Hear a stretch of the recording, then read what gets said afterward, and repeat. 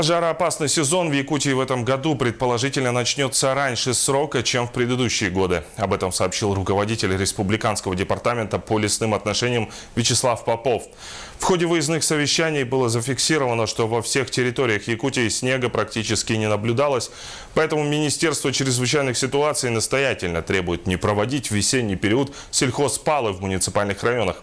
Напоминаю, что в прошлом году из-за неосторожности обращения с огнем ущерб от лесных пожаров составил 85 миллионов рублей. В настоящее время ведутся подготовительные работы с администрациями муниципальных образований республики по взаимодействию в организации и проведении работ по тушению лесных пожаров.